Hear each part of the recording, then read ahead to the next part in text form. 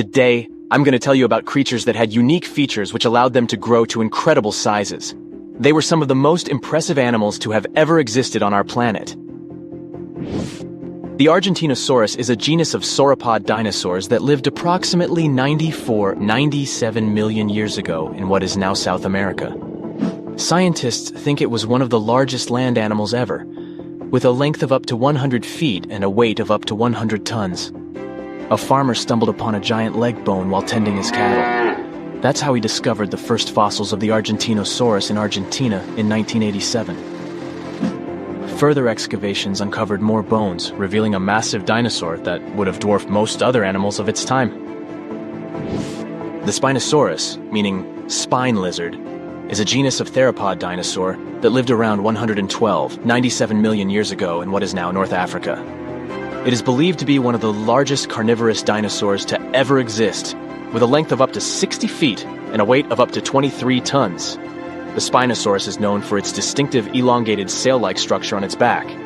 It was likely used for thermoregulation. It also had long crocodile-like jaws that were lined with sharp teeth. This allowed the creature to catch and eat large prey, such as fish, crocodiles, and other dinosaurs. The first fossils of the Spinosaurus were discovered in Egypt in 1912. The sperm whale, Physeter macrocephalus, is a species of toothed whale that is the largest toothed predator on Earth. It also has the largest brain of any animal species. It is found in oceans all over the world and can dive to depths of up to 7,000 feet in search of food. You can easily recognize sperm whales by their massive, block-shaped heads, which can measure up to 1/3 of their total body length. They have dark brown or grayish-blue skin and a distinctive wrinkled appearance. The Titanoboa is an extinct genus of a giant snake that lived approximately 58 million years ago. It is considered to be the largest known snake ever. It could grow up to 42 feet and weighed around 2,500 pounds. The first fossils of the Titanoboa were discovered in a coal mine in Colombia in 2004. This discovery meant a lot because it provided insights into the size and behavior of snakes during the Paleocene era, as well as the overall climate and ecosystem of the time. The blue whale, Balænoptera musculus, is the largest animal on Earth, measuring up to 100 feet in length and weighing as much as 200 tons. These marine mammals are found in oceans all over the world and can live up to 90 years. Blue whales have a long, streamlined body that is usually blue-gray in color with mottled patterns. They have a small dorsal fin and 2 pectoral fins that are about 1/3 the length of their body. Blue whales feed on tiny shrimp-like creatures called krill, and they eat a lot. A single adult blue whale can eat up to 8,000 pounds of krill in a day. The Leadsichthus is an extinct genus of large, bony fish that lived during the Jurassic period, approximately 155 million years ago. It is believed to be one of the largest fish that have ever lived. Some estimates suggest that it could grow up to 55 feet in length. The first fossils of Leadsichthus were discovered in England in the 19th century, and more recent discoveries have been made in other parts of Europe, South America, and Africa. Despite its enormous size, the Leadsichthus was a filter feeder, similar to modern-day whale sharks, and likely fed on plankton and other small organisms. The creature did it by simply swimming with its enormous mouth open, filtering water through its gills. The Pterodaustro is an extinct species of flamingo-like birds that lived approximately 35 million years ago. They were relatively small birds with a wingspan of about 2-3 feet. And they were known for their distinctive long, narrow beaks equipped with comb-like structures used for filter feeding. The Pterodaustro lived in shallow bodies of water, like lakes and lagoons, and mostly fed on small crustaceans and other tiny organisms. The animal filtered them from the water using the comb-like structures on the inside of its beak while swimming through the water. The African elephant is the largest land animal on Earth, and one of the most recognizable ones. There are 2 species of the African elephant, the savanna elephant, Loxodonta africana, and the forest elephant, Loxodonta cyclotis. You can see them in various parts of sub-Saharan Africa. These creatures can be identified by their large size, gray skin, and long trunks. African elephants can grow up to 13 feet tall and weigh up to 14,000 pounds, depending on the species and gender. It was the largest fish our Earth had ever seen, and its bite was strong enough to crush a car. The largest of its teeth found was the length of a remote control. It consumed about 2,500 pounds of food a day. That's like 3,300 cans of tuna for you. The earliest megalodon fossils are from about 20 million years ago, but you won't see its skeleton, and that's because the mighty Meg had no bones. A skeleton made from bones gives most animals their body shape and strength. Sharks, though, come from the same subclass as rays, skates, and sawfish and have cartilage instead of bones. Cartilage is a tissue that is softer and more flexible than bones, but it's still tough enough to shape the body and protect the internal organs. Some areas are more flexible, since cartilage is weaker, and some, like the shark's head, are much tougher, thanks to calcified cartilage. Their snouts, though, are made of really soft and flexible cartilage to work like a bumper in case of a collision with some dangers. Who knows if they'd be able to do all this with a heavy skeleton? Plus, cartilage makes their jaws more flexible, and they can open their mouths much wider than they would with a jaw made of bone. Our hero, Meg, was no exception, and it had the strongest bite of all living creatures, which was also made possible by a skeleton made of cartilage. Sharks take full advantage of their cartilage. It helps them swim and turn fast while hunting. One drawback of this type of skeleton is that it was really tricky for scientists to establish the shape and size of Meg. Normally, they would do it using fossilized bone skeletons or their parts. With Meg, they had to guess based on the teeth they found and comparisons with living relatives.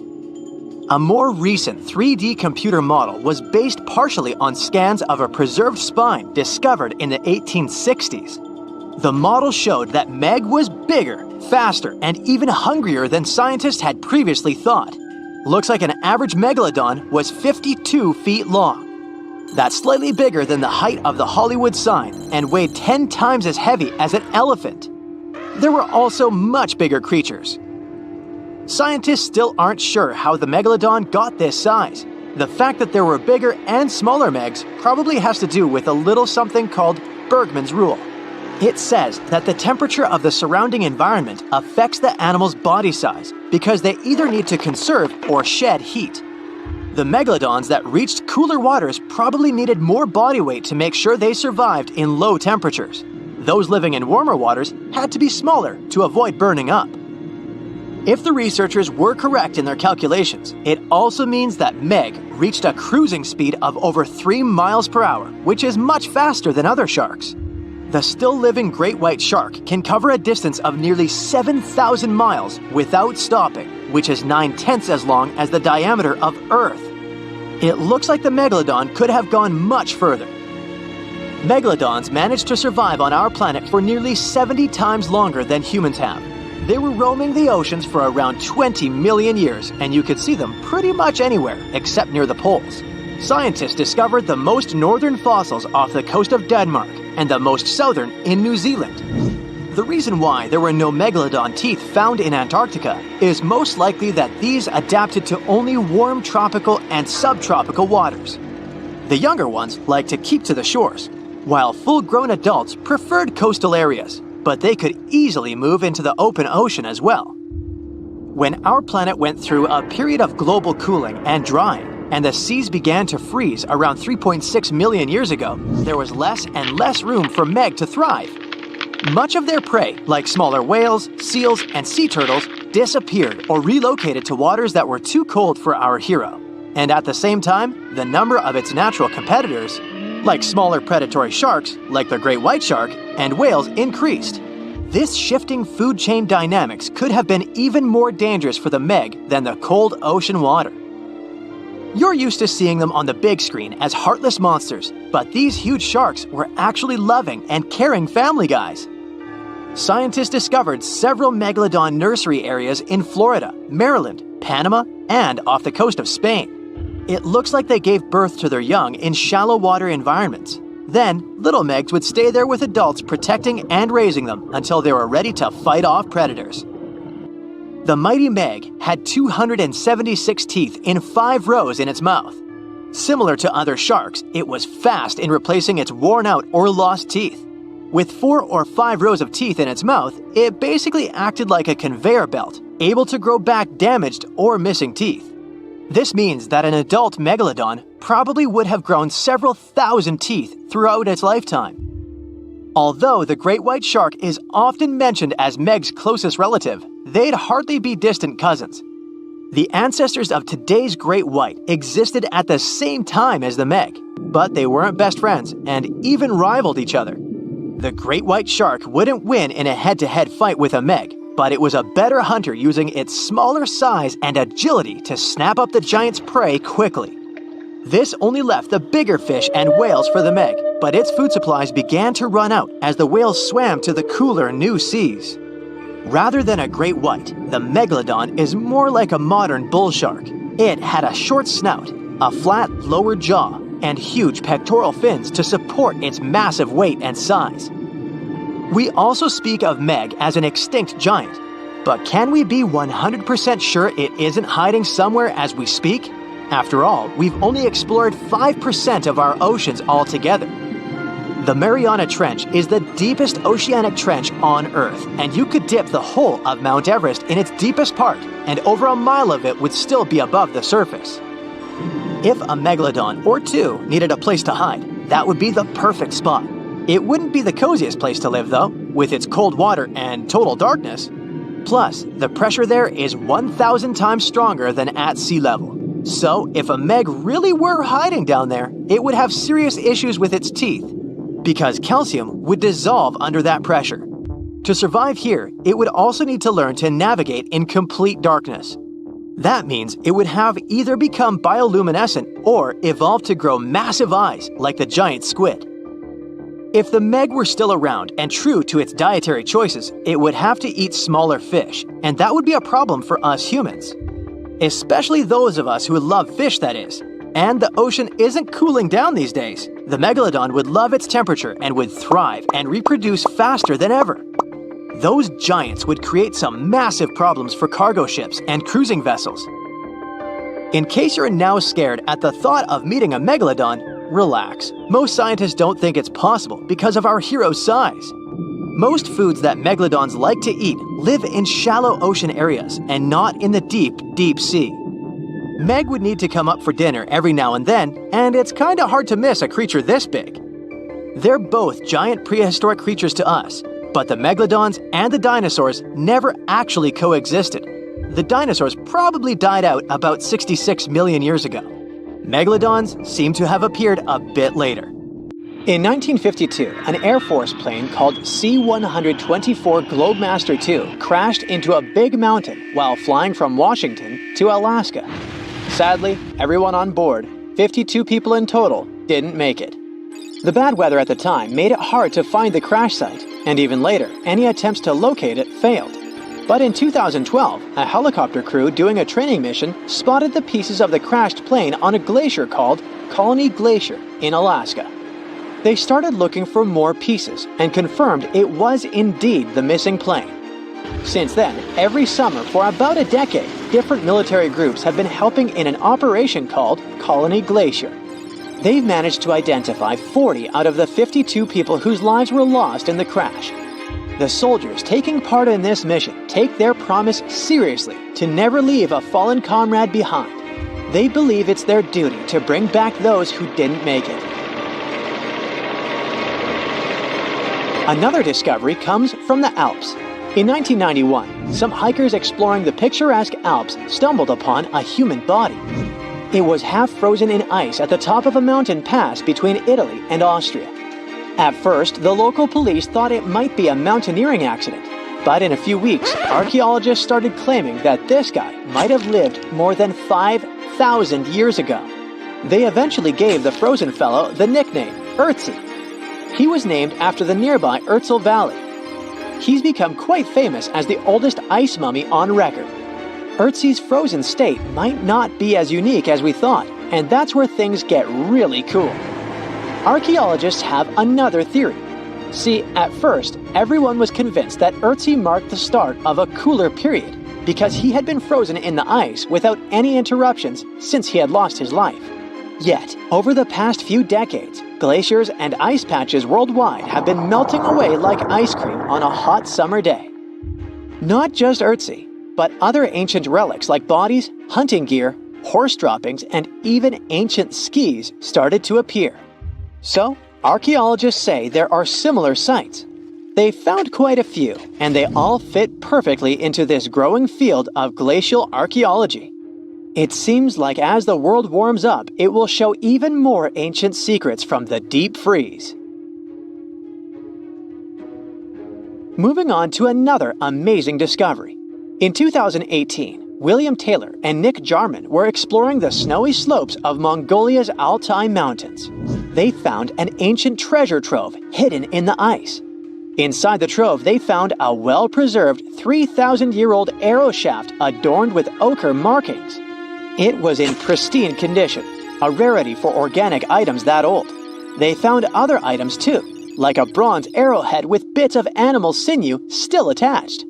All of these relics had been untouched for hundreds of years, since they had been locked in the ice. In Mongolia, rising temperatures have melted ice patches that remained frozen for centuries. Similar discoveries have been made in the Yukon, US, Italy, Siberia, and Norway. Thousands of sites have been identified. Yet, scientists are racing against time to document and preserve these artifacts before they're lost forever. The study of these artifacts challenges the definition of these environments as wildernesses and shows how indigenous people coexisted with nature there. Sometimes people find simple items too, as simple as a sandal. This one, discovered on one of central Norway's mountain passes, indicates that people used this route roughly 1,700 years ago. This suggests that there was less snow and ice in that area back then. The sandal, dating back to around 300 BCE, resembles Roman sandals of that era. Again, in Norway, hunters found an iron sword high up on a mountain, more than 5,250 feet above sea level. There's no nearby burial site, and it's puzzling why someone would have a sword in such a remote location. Archaeologists speculate that the owner might have become lost. Then, in 2011, unusual objects resembling giant slingshots began to emerge as the ice melted. Radiocarbon dating suggests that this particular object was crafted around 400 BCE. It measures over 3 feet long and has knife cuts. Those puzzled archaeologists until one team member recognized them as tom, or pliers, used to secure loads on sleds when transporting hay or leaving for animal food. People in the area used hay sleds with pliers until the 1950s, when tractors became more common. Now, let's get back in time to thousands of years ago. We can easily do that by looking at this woolly mammoth. This creature looks a bit like a cherished but slightly worn-out toy. This ancient giant, whose heyday was 39,000 years ago, is the best-preserved mammoth ever found. Even its signature shaggy hair is surprisingly well preserved, having been trapped in glacial ice until its recent discovery in Siberia. This remarkable animal is stepping into the limelight in Yokohama, Japan. Scientists are running tests that might bring this extinct species back to life. When they stumbled upon this female mammoth, they uncovered a hidden treasure, a sample of her blood preserved beneath the ice. So they believe this ancient blood could hold the key to resurrecting the mammoth. They also found well-preserved muscle tissue. She was between 50 and 60 years old when she met her icy fate. The discovery of mammoth blood has reignited debates about the ethics of bringing back extinct creatures, like in Jurassic Park. Their ambitious plan is to implant an egg into a living elephant for a 22-month pregnancy, hoping that at least one living mammoth cell might survive. Hop on, we're going to the French Alps. We are at a spot not far from where an Air India plane tragically crashed 46 years ago. We're accompanied by a diligent mountain rescuer and his neighbor.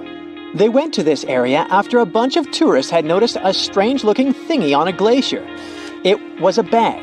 The Indian embassy in Paris got wind of it, and it was all set on getting that bag. What makes it kinda cool is that it had Diplomatic Mail and Ministry of External Affairs written on it. The Air India flight was on its way from Mumbai to New York when it took a nosedive in January 1966. It took 117 people on board down with it. Guess what else was inside the bag besides the soaked diplomatic mail? It had a stack of old Indian newspapers. So, alongside those, they also found bits of the plane's cabin, a lone shoe, and a bunch of cables. Totally unexpected treasures on that mountain. During the summer of 2013, scientists stumbled upon a message left behind by a geologist named Walker, who had placed it there 44 years before. That message sort of served as the man's last testament. He passed away just a month after hiding the bottle in the rocks on the island. The content of the message was quite astounding. In 1959, Walker had measured the distance from those very stones to the glacier's edge, and it clocked in at a mere 167 feet. By 2013, that distance had ballooned to 400 feet. Researchers are convinced that this stark contrast between the two measurements underscores the consequences of ongoing global warming. Imagine the melting ice in Norway's mountains as a time machine revealing a treasure trove.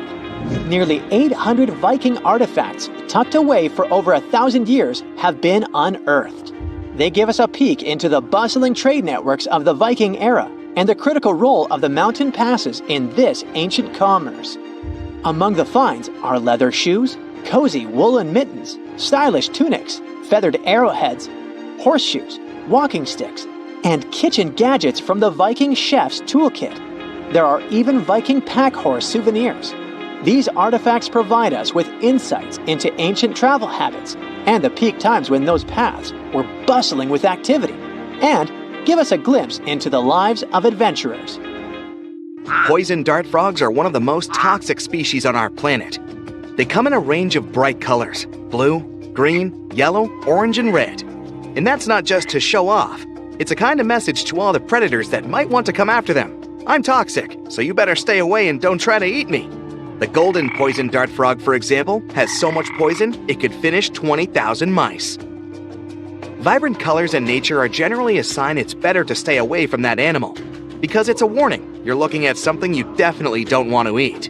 Check a blue ring octopus, another extremely venomous creature.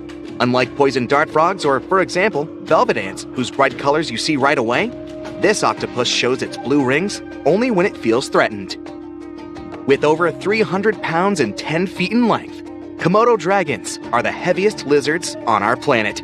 They will go after almost anything that comes their way, including pigs, deer, smaller dragons, and even more challenging creatures, like big water buffalo. They camouflage and patiently wait for their prey to come closer, lying in the grass. Saltwater crocodiles. Their attacks are more frequent than those of sharks. They have a 3.5 times stronger bite than a lion and 25 times stronger bite than people do. One more superpower. These guys can literally launch their bodies out of water, and they do that with their tails. Hippos seem quite relaxed as they chill in the water, but they're actually pretty aggressive. They attack humans even more than leopards and lions. This guy is small, but it can be as threatening as a huge hippo. Meet the tsetse fly. It lives in sub-Saharan Africa, and travelers that love spending their time outdoors or in game parks should be careful about these insects. It's important to get the right treatment as soon as possible if it bites you. Pus caterpillars look all innocent and fluffy, but you'd better avoid touching them. They're venomous, and these wig-like hairs you see are actually spines that can cause multiple issues if you touch them. Ouch! Vespa mandarinia mostly build their nests underground, so it's trickier to find them. Their sting is like someone pierced you with a hot metal pin. The stinger is long enough to even go through the standard protective beekeeper's gear. The reef stonefish is the world's most venomous fish. There are 13 stout spines in its dorsal fin, and that's how this animal injects its highly toxic venom. Lions. They live mostly in Africa and can eat a quarter of their body weight, about 88 pounds, in a single meal. They mostly hunt at night and during storms because the wind and noise make it harder for their prey to hear and see them. Why hunt if they can just go and participate in some burger eating contest? Tigers mostly inhabit Asia. They're able to survive in different conditions since you can find them in various areas, from mountains to rainforests. As long as they have enough water, food, and cover, they can adapt to anything. Food can sometimes be a problem, since they eat up to 60 big animals per year, with smaller ones as snacks in between. Fun fact, their skin is covered in stripes too, not just their fur. A bit of good news here. Wolves aren't really into eating humans. Still, sometimes they do go after people. They mostly attack when they don't have enough food or when they lose their habitat. Sharks have a bad reputation, but they mostly spend their time away from humans, catching smaller fish and other marine animals. Still, they'll defend themselves if you come to their area and they feel threatened. And in that case, their serrated teeth certainly don't look too peaceful. Ostrich may not belong to that list at first sight, but when it's cornered, this animal is perfectly capable of taking down big predators such as wolves and lions. Yeah, sometimes they can be brave, and in reality, they never stick their head in the sand when frightened. We can't forget to mention brown or grizzly bears, which are considered to be way more aggressive than other bears. It's 3.5 times more likely something bad will happen if you encounter them than polar bears. They're also 21 times more dangerous than black bears. And yet, brown bears are the most widespread kind of bears across the globe. When it comes to snakes, saw-scaled viper is definitely one of those you need to be careful with the most, because the consequences of its bite are statistically quite sad to say the least. It has enough venom that even its weakest bite could finish 2 people. Not just saw-scaled viper, there are multiple snakes you need to stay away from. Meet Philippine cobra. It lurks in forested areas, dense jungles, low-lying plains, and open fields. It especially likes areas near water and can spit its venom up to 9.8 feet away. Black mamba too, very venomous, kinda nervous, and when it sees you as a threat, extremely aggressive. It's among the world's fastest snakes, since it can move at speeds of up to 12.5 miles per hour. Australian box jellyfish is the most venomous marine animal in the world. It has tentacles covered in small darts with venom, and they can grow up to 10 feet long. Seeing even a small random spider in your home can be unpleasant, and picture if it was a Goliath bird eater instead, the largest spider in the world, and also one of the creepiest. You'll mostly find them spending their time in burrows with the entrances covered with the web. Luckily, their venom is not that bad to humans. It's like a wasp stinging you. Bad news for insects, you guys should be careful. This spider is a real danger for you. Platypus looks cute and harmless, but despite their funny appearance, they're one of the most dangerous animals in Australia. They have spurs located on their hind legs, and each of them is connected to a crural gland by a duct. And this gland creates a complex mixture of hundreds of toxins. Ugh! They have 2 layers of fur for waterproofing and insulation. With their fur, platypuses trap a layer of air right next to their skin so they can remain dry when they're underwater looking for food, which is about 12 hours a day. One of the stings you'll definitely feel the most is from the bullet ant. They're small, and their stinger is only up to 0.11 inches long, but it can still leave you with several hours of burning sensation. Pufferfish are poor swimmers, so they're most likely to end up as lunch for larger fish. But when they sense danger, they ingest big amounts of water together with air, so their body inflates like a balloon. They can puff up to even 2 to 3 times their regular size. A single pufferfish has enough toxin to finish 30 humans. The African buffalo is the only species of wild cow you'll find in Africa. You can recognize it for its heavy, rigid horns, and this, in combination with its massive size and aggressive nature, makes them very dangerous for whoever stands in its way. Elephants will respect your space most of the time, but only if you respect theirs. They can feel threatened by, let's say, a group of tourists that come too close and disrupt their personal space. In that case, they'll defend themselves and be very angry, which isn't such a nice scene. Wild dogs can be pretty dangerous, like dingoes in Australia. They can either live alone or move in packs of up to 10 animals, which can be especially tricky for their prey when the entire pack is after it. They can cross great distances and communicate with each other, howling like wolves. A star-nosed mole is certainly one of the weirdest-looking creatures you'll come across. In some way, it looks like someone replaced its head with a very small octopus. They're not dangerous to humans in the way some venomous creatures or large predators are, but they can cause a lot of damage in your garden. Think you know what lurks in the depths of the ocean? While nearly 95% of our oceans haven't been explored yet, it's hard not to let your imagination run wild. But thanks to brave explorers, deep-sea cameras, and awesome archaeologists, we do know about some pretty incredible sea creatures living in our waters today, and millions of years ago. From the 9-foot spider crab to the 60-foot prehistoric megalodon, these sea dwellers come in all shapes and sizes. But let's focus on sea creatures famous for their huge size. Can you guess which living species of whale is the largest? Well, it's not the orca, but that's a good guess. The orca is a toothed whale that can grow to anywhere from 23 feet to 32 feet, which is slightly smaller than a school bus. How about the narwhal? Nope, they're not the biggest either. These unicorns of the sea live mainly in Arctic waters and only grow 13 feet to 20 feet in length, and that's including their 9-foot tusk. Tired of guessing? Okay, I give in. The largest whale that still exists today is the blue whale. At a jaw-dropping 82 feet to 105 feet, the blue whale is not only the biggest whale we know of, but is currently the largest animal to have ever lived on Earth. Seriously. These animals are bigger than a T-Rex, and even the prehistoric megalodon. If you were to put a blue whale next to a school bus, it would look like it could swallow it. Think about that. According to National Geographic, a blue whale's tongue can weigh the same as an elephant. And their hearts can weigh as much as a car. That doesn't even sound possible. It's no wonder these giants need to eat about 4 tons of krill every day. While there aren't too many animals living today that can compete with the blue whale's epic proportions, there is an entirely different species that is a good contender, and it's not quite what you would expect. It's a jellyfish. No, I'm not talking about the little jellyfish that wash up on the shore and ruin a perfectly good day at the beach. I'm referring to the lion's mane jellyfish, the biggest jellyfish around. This invertebrate can grow up to 120 feet long. They also come in different gorgeous colors like red, purple, or even shades of orange.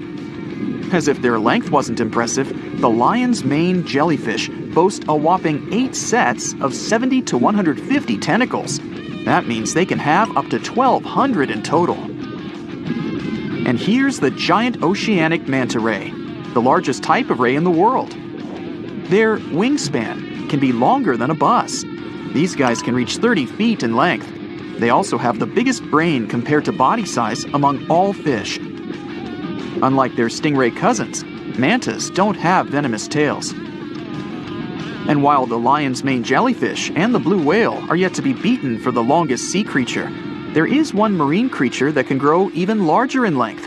The Portuguese Physalia physalis, tentacles and all, can reach a length of 165 feet long, and that's according to mentalfloss.com.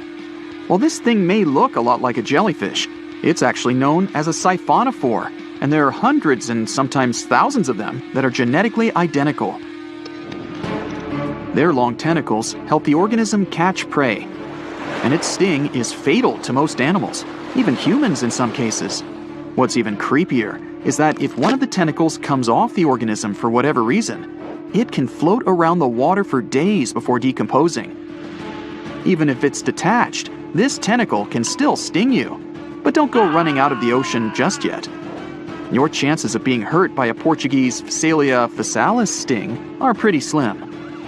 However, if you do get stung, the side effects aren't pretty, with welts, stomach cramps, an elevated heart rate, and an upset stomach. While you don't want to go anywhere near these long creatures, they sure are pretty to look at.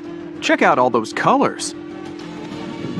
The Shastasaurus is the biggest marine reptile that has ever existed. These predators lived during the late Triassic period, about 210 million years ago. These amazing giants could reach lengths of up to 69 feet and weighed more than 75 tons. This made the Shastasaurus as heavy as a blue whale. And if you could stand this creature up vertically, it'd be as tall as a 7-story building. Despite appearances, the Shastasaurus was actually pretty slim for its size. Its ribcage was only 6 feet across. You'd think that this big guy was chowing down on other dinosaurs, but that's not the case at all. This reptile survived on a diet that consisted of small fish and cephalopods, like octopuses and squids. The Albertonectes is a bright representative of the plesiosaur family, meaning that this marine reptile had a small head on an incredibly long neck and large flipper-like limbs that helped it move through the water. These creatures occupied the seas around North America 76 to 70 million years ago. The length of this sea monster could reach 38 feet, with its neck taking up 23 feet of that length. Its neck was a true record breaker. It had a whopping 76 bones in it. No other animal known to humankind has had so many vertebrae in its neck. Scientists aren't sure why they needed such a lengthy neck. They might have used it to collect shellfish off the seabed, or perhaps it helped them capture their main prey, fish and squids. This aquatic reptile also had gastroliths in its stomachs. Some of them were as big as 5.5 inches in diameter. The Tylosaurus belonged to the Mosasaur family. It dominated the shallow seas of North America about 85 to 80 million years ago. This was an enormous predator, with the biggest representatives reaching 45 feet in length. It had a narrow hydrodynamic body with a blunt, powerful head that the animal used to ram and stun its prey. Its body was equipped with agile flippers and a long tail decorated with a maneuverable fin. The Tylosaurus was a carnivore, and its diet included not only fish, turtles, and small sharks, but also other mosasaurs, plesiosaurs, and flightless birds. Meet Ophthalmosaurus. This prehistoric reptile thrived during the late Jurassic period and lived in oceans all over the world.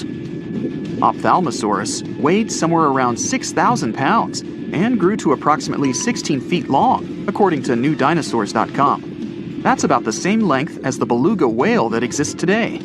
It's too bad these guys went extinct before we had a chance to see them ourselves, as their cartoonish wide eyes and dolphin-like features are pretty darn cute. Of course, the Ophthalmosaurus evolved over time to become ophthalmologists, or eye doctors that we know today. No, that's just a lie. Just testing you. The Mosasaurus is a truly gigantic predator that dominated the seas all over the world about 66 million years ago. According to fossil evidence, some specimens could be more than 50 feet in length. This fact makes the Mosasaurus the biggest marine carnivore of its time. One of the most terrifying things about this creature was its crocodile-like head, decorated with literally hundreds of razor-sharp teeth, neatly organized in 2 rows on both jaws. The thing is that it was pretty challenging for the Mosasaurus to grab its prey in the water. That's why it had all these teeth, plus something special: pterygoid teeth anchored to the bones on the roof of its mouth. This made hunting and holding onto its prey much easier. The Styxosaurus belonged to the plesiosaur family and lived during the late Cretaceous period, around 85 to 70 million years ago. Upon first glance at this dinosaur, you might mistake it for a sea snake, and it'd be an honest mistake. Styxosauruses were about 35 feet in length, but over 16 feet of that consisted just of their long snake-like neck. They had a comparatively small body and weighed approximately 4 tons. Their mouths were full of razor-sharp cone-shaped teeth that they used to catch fish. They didn't need to chew their prey, thanks to the 200 small stones called gastroliths in their bellies that probably aided in digestion. At the same time, some scientists believe that the Styxosaurus used these stones to sink to the ocean bottom in search of particular types of fish. Looks kind of like Nessie to me. Most of the ocean is still shrouded in mystery, whether we're talking about dark corners or creatures that are hiding in the depths. But sometimes it gives us a peek into scary things it hides in its cold, dark depths. Like when you hear on the news that there are some deep-sea creatures washed ashore after a powerful storm once again. Some just look weird, while others are real monsters that live at depths of more than 3,300 feet. The coldest and deepest parts of the ocean have created one specific phenomenon called gigantism. So, sea spiders, squids, worms, and many other animals, mostly invertebrates, or creatures without backbones, they're all way bigger and scarier than the versions we see in the more shallow areas. In the Pacific depths, you can see a sea sponge as large as a minivan. Or what about the colossal squid that lives in subantarctic waters and is nearly 14 times longer than the arrow squid, a type that mostly lives in New Zealand? Researchers found many of these underwater monsters in the abyssal zone of the ocean. Back in 2021, the researchers showed images of the giant phantom jelly. It was at a depth of 3,200 feet. Its tentacles were 33 feet long. Wow, I wouldn't like to face that one on the beach. It probably eats only small fish and plankton. but it can swim to depths of more than 21,900 feet. And down there, this giant jelly doesn't have enough food. How does it survive then? Scientists haven't figured it out yet. And there are even more questions related to the giant squid, the biggest one ever found. This monster is 43 feet long, with a weight of nearly a ton. Imagine if those tentacles would grab your car, or something like that. They would smash it like it was a toy. There's no light in the abyssal zone. Sun rays just can't penetrate that deep. So there's no algae or underwater plants there. Local animals mostly eat snow. Marine snow is not like the regular one you build a snowman with. It consists of any small flakes or remains that fall from the surface of the ocean. Maybe even some leftovers that animals up there couldn't eat. So it's not much. But apparently, it's enough for very large creatures that hide deep down there, like giant squids. Squids that generally live at such depths don't bother going after their prey. They just wait until the poor animal swims right up to their long tentacles and falls into a trap. It may not be the best method ever, because not many animals will even swim into these dark, cold parts. But it's the method that saves energy. A giant squid eats only 1 ounce of fish daily, which is approximately 45 calories. That's nearly 50 times fewer calories than an average person should eat per day. So when a squid gets 1 fish, it saves it for a couple of days. I hope giant squids won't get the idea to go to the surface and look for food when there's not enough of it in the abyssal zone. And I hope even more that giant Greenland sharks won't get that same idea. You can find them at depths of up to 7,200 feet. They're twice as slow as we usually walk. They swim at a speed of 1.12 feet per second. Their slowness is part of the energy-saving mechanism that creatures down there need to survive. But they can speed up in the form of short bursts when they need to catch prey. But they kind of change their diet from predator to scavenger, considering their environment. There will be more leftovers falling from the surface than animals to go after. Greenland sharks grow just 0.4 inches per year, and they're mostly 20 feet long, which means they live for a very long time, sometimes up to 400 years. They also have a slow metabolism, and that's one of the main factors for their long life, too. Greenland sharks like to spend their time in cold waters. They're adapted to that, since their tissues have specific chemical compounds that prevent the forming of ice crystals all over their body. That means they have some sort of natural antifreeze. So what makes them so big? Scientists are still not sure, but some theories try to explain it. There's this thing called Kleiber's rule that says bigger animals tend to be more efficient. Just take a small fish and compare it to a whale with a mass hundreds of times bigger. The whale has a greater metabolism. It conserves energy more efficiently and loses less of it to the surroundings through heat. Moving on, bigger animals can ingest bigger prey. They're more likely to go through tough issues in their environment or defend themselves from predators going after them. Also, the body gets bigger when temperatures are lower. The Greenland shark is a perfect example. So are giant sea spiders. Sea spiders are generally common, and you find some very small ones at 0.04 inches. But in deeper parts of the Antarctic, they become 3-foot-long giants. They grow so big because the cold water has more oxygen. That way, more of it diffuses into the animal's body, and that allows it to grow bigger. Yeah, both as a creature and a nightmare. And how about this giant tube worm? Researchers found it accidentally while they were exploring the mysteries of the Pacific Ocean floor. They stumbled upon unusual hydrothermal vents. Volcanic heat is a thing that gets them going. As water seeps down through faults or cracks in the rock, these vents change their direction. When the water gets out of the vent, it's rich in different minerals and chemicals. Most animals wouldn't survive being around this toxic soup of chemicals, but not these tube worms. They came as a true surprise, because not only are they not bothered by these toxic vents and the almost boiling temperature of the water, but they developed entire ecosystems there. They're unique because they don't need sunlight to survive. Instead, small bacteria are their main source of energy. That bacteria gets their energy directly from these toxic chemicals. So it's not photosynthesis, but a process called chemosynthesis. And these tube worms don't have mouths. These bacteria live inside them. Strange story, huh? Plus, these scary worms reach up to 8 feet. Giant isopods are no better either. They lurk at the depths of the ocean of 1,640 feet or more below, far away from the sunlight, looking like some monstrous wood lice. They spend most of their time on the seabed, hoping to find some food falling from higher levels of the ocean. Check out their small hooked claws at the ends of their legs. Isopods use them to remain more stable while moving around the ocean floor.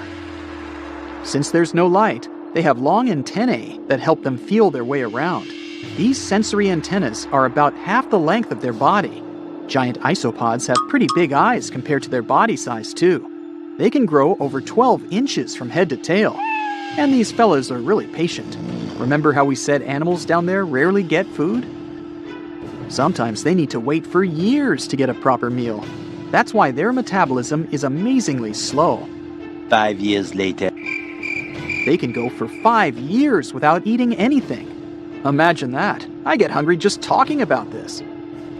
In 2006, a biologist did research to compare the differences between the shallows and the deep sea regions. He realized the deep sea mirrors the island rule. First, isolated parts of land develop biodiversity you won't find anywhere else. Second, small-bodied life there grows much bigger when it's isolated, compared to life on large land masses. Resources are limited, but also competition and predators. And we don't know much about these deep-sea creatures. It's too expensive and too complicated to carry out such research. So we'll just wait for more raging storms to show us at least part of the monstrous world cold ocean depths hide. Every species on Earth, you, me, and that nasty neighbor of yours, is destined to go extinct someday. Just like what happened to the woolly mammoths and saber-toothed tigers. Stats aren't bright. Scientists say that 99% of all animals that ever lived are now extinct. Hey, what's that look on your face? Going extinct is not the end of the story. Now listen up. Mammoths might make the greatest comeback ever and even be the key to saving humanity. Nope, they won't give away free money so that we don't have to work anymore, but they can sorta help the weather situation on our planet. In the Arctic tundra, there's this ground called permafrost. It's like soil in the form of ice. Soil turns permafrost when it stays super cold for 2 years straight. But now, permafrost is actively thawing out, and it's bad news for, well, everyone. Because while thawing, it releases a lot of carbon into the air. But what if we had large animals like mammoths there today? They would churn up the soil. The ground would freeze more deeply in winter. And then, in summer, a layer of grass would help keep the ground cool and prevent the permafrost from melting. Some scientists think that's a great solution. So now there's a company in the US that's trying to bring mammoths back to life. Okay, you got me. Not actual mammoths, but a sort of hybrid between an elephant and 1% mammoth DNA. It would be a northern elephant. Getting mammoth DNA is easier than you might think. They actually only went extinct about 10 to 14,000 years ago. Scientists are hoping to have their first elephant-mammoth hybrid by 2027. Let's hope it doesn't turn into a real-life Jurassic Park. Ah, Australia. A nightmarish place, and a home to the most fascinating creatures on Earth. But here, the sad fate befell the Tasmanian tiger, also known as thylacine. Don't mix it up with the Tasmanian devil. That one is living and thriving. Nope, the thylacine was a marsupial predator that used to chill in Australia, South Tasmania, and New Guinea. It was a nocturnal who preyed on other marsupials, like kangaroos. In the 30s, the farmers suddenly claimed that thylacines were eating their livestock. Looking back at it now, that was probably an exaggeration. But humans started to hunt poor thylacines until they were all gone. And then it turned out that hunting away the important predator isn't the brightest idea. Who would have thought? You see, thylacines kept things in check by eating bad animals. So once they disappeared, the Australian wildlife was basically doomed. 35% of total mammal extinctions on Earth happened here. That's an awful world record. I know it sounds gloomy, but hey, maybe we can fix this. Remember that company we mentioned? It wants to bring back the thylacine too. Luckily, many thylacine embryos are still preserved in jars, like some creepy pickles. If we bring them back to Tasmania, this could help revive the entire ecosystem. Would you be happy to see them back in the wild? Me too. And I would also be happy to see you hitting those like and subscribe buttons so you can keep up with amazing facts all year round. We also have some huge dreams about tiny creatures. Take a trip to Mount Hotham Ski Resort in Victoria, Australia, and here you can find the mountain pygmy possum, a tiny bundle of cuteness. These guys are super rare. We even thought that they were extinct. All we had was their fossils. But then, some skiers spotted a possum in a log pile at the ski lodge in 1966. Imagine suddenly making a great discovery while chilling on vacation. These little possums can spend 7 months of the year sleeping under the snow. They wake up occasionally to eat some stored food, and then they wake up in the spring to eat even more, find a mate, and go back to sleep again. What a relatable fella. Since they've made it into this video, you can guess they're pretty endangered. There are less than 2,000 left in the wild, all because their current homes don't fit them that well.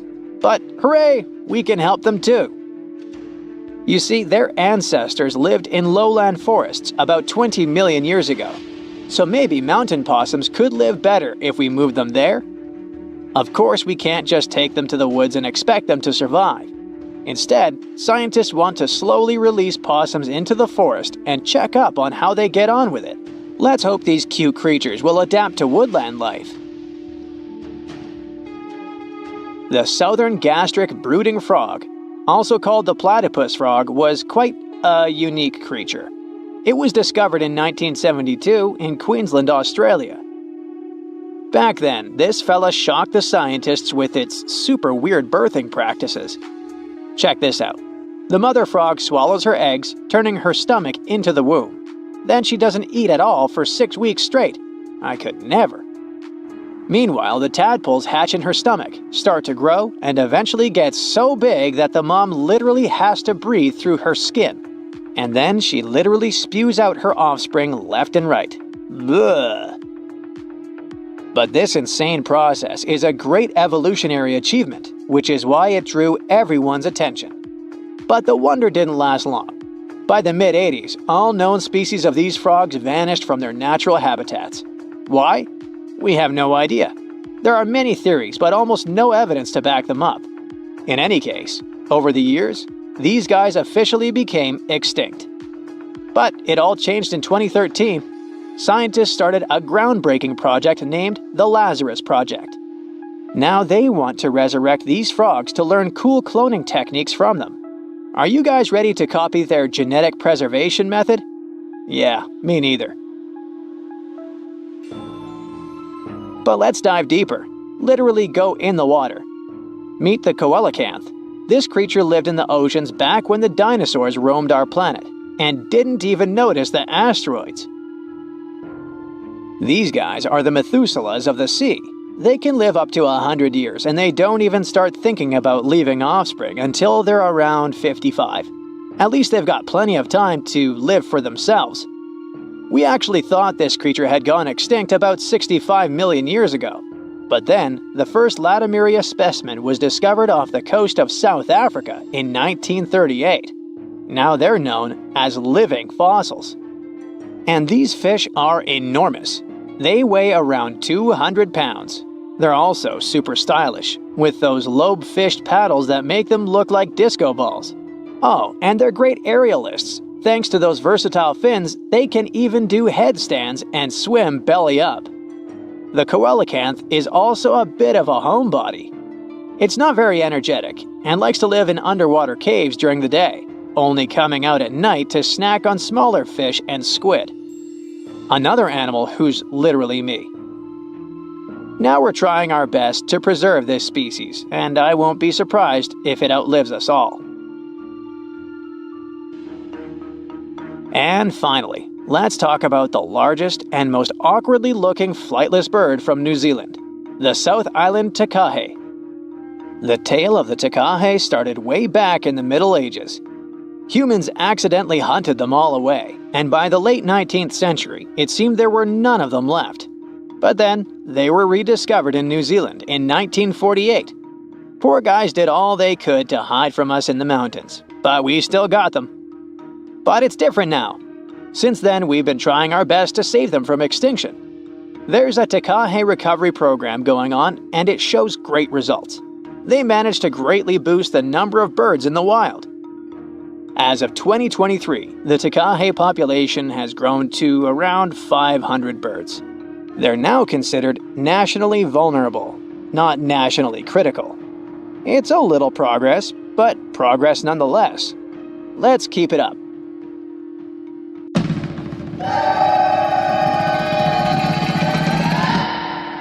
The liger is probably the most popular hybrid animal, and an incredibly large cat. You won't see them in the wild. People most deliberately breed them. Lions and tigers don't even inhabit the same areas. So, a liger is a mix of a male lion and a female tiger, and they can grow to be very big in a pretty short period of time. They're actually the biggest cats in the world. Hercules, the largest recorded liger, is a real example of that. 922 pounds and 10.8 feet long. Imagine taking him for a walk. Ligers are mostly way bigger than either of their parents. In most cases, they behave and look more like lions than tigers. But they have some tiger traits too. For example, striped backs, and they're crazy about swimming. The taigen. Nobody could fault you for thinking the taigen and liger are basically the same animal. I mean, they're both a combination of tigers and lions. But a taigen comes from a crossbreeding of a male tiger and a female lion. They're usually smaller than their parents, and definitely much smaller than their giant, could you call them siblings? In most cases, they inherit charming looks from their tiger fathers, but they get some interesting traits from their mother's side too. For example, love for socialization and the ability to roar. Hands down, one of the rarest hybrid animals in the world are wolphins.